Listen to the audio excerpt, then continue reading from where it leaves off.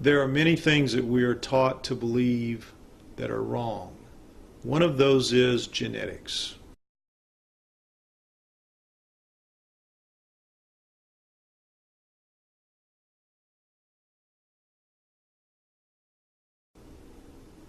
The human body contains 100 trillion cells. Each cell contains a nucleus, except the red blood cells.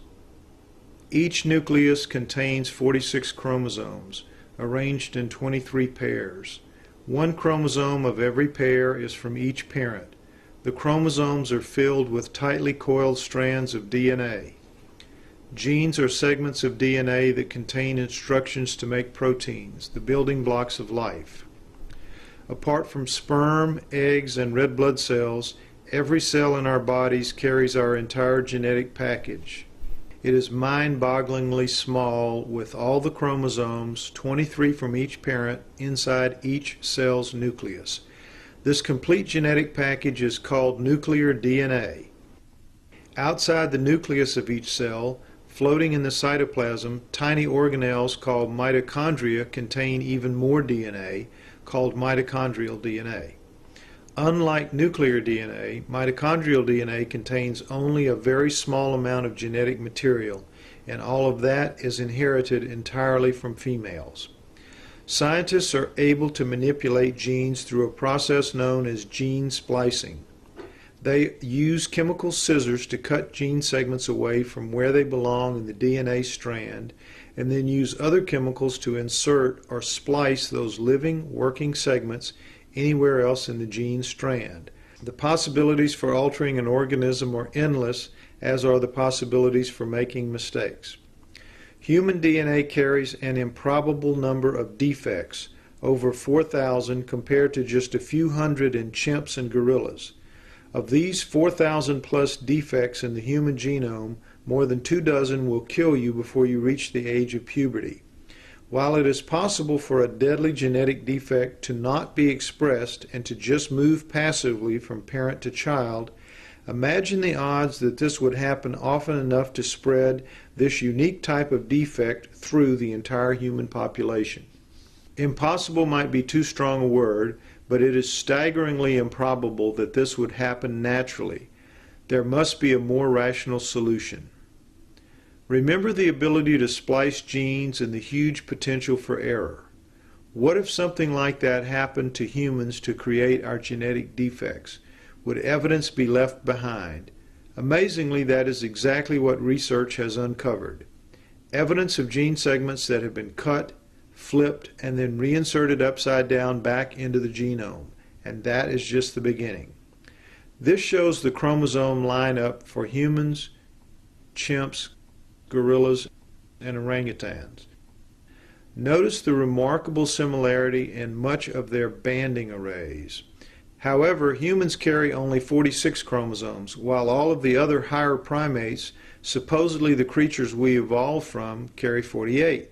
This is not a transition from one step to another. This is a transformation. How could we evolve into a creature with 2 whole fewer chromosomes and vastly more genetic defects? How could humans be so much better than chimps with 2 entire chromosomes missing? Remarkably, the 2 missing chromosomes aren't missing at all.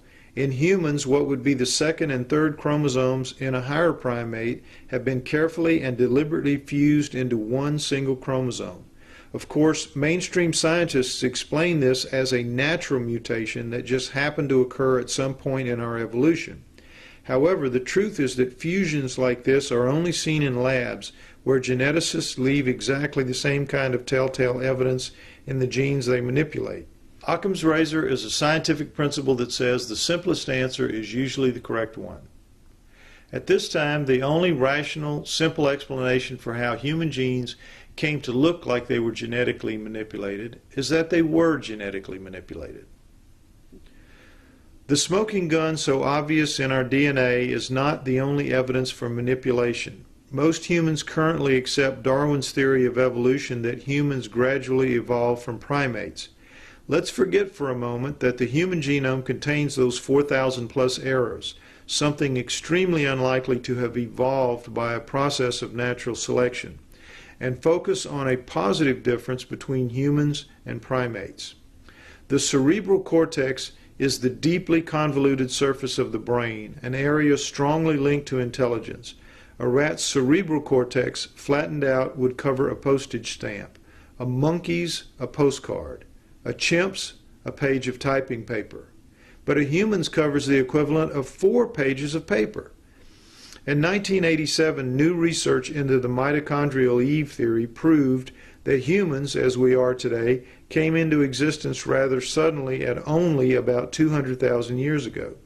To have somehow developed 4 times the cerebral cortex in such a short time period is an extremely dramatic and sudden difference which, like the genetic defects and evidence of gene splicing, cannot be explained by a slow and selective process of evolution. Occam's razor would require that, if the evidence shows it is almost impossible for humans to have naturally evolved, and if there is evidence of genetic manipulation, then humans probably are the products of genetic manipulation rather than evolution. And yet science still refuses to undertake a serious investigation of this simple and logical answer. Instead, they have invented a new convoluted explanation to try to make sense of it all, the genetic bottleneck theory. A genetic bottleneck is caused when most of a species dies out for one reason or another, leaving only a few breeding pairs to begin regenerating the species. The stress of this supposedly causes an explosion of extreme Darwinian evolution, which accounts for the transformation that occurred to make humans what they are. There is no actual evidence for this extreme evolution ever having occurred with humans, or for any sort of near extinction event which might have caused it. But it is the only theory science has proposed to explain how a species only 200,000 years old could have advanced so much compared to other species like chimps or gorillas, which seem not to have changed at all in that same time period. When explained by someone in a lab coat using scientific jargon, the bottleneck theory may sound plausible, but when you consider all of the events that need to happen to make the theory work, and the fact that no evidence exists to support any of them, it simply doesn't make sense. Human genes show evidence of genetic manipulation. Human brains show evidence that humans suddenly transformed rather than gradually evolved. Human mitochondrial DNA suggests that the modern human species came into being 200,000 years ago, which rules out gradual mutation, leaving no plausible natural explanation for humans being as advanced as they are. The logical answer is that humans didn't actually evolve on Earth. They were genetically created to live here, and our genes prove it.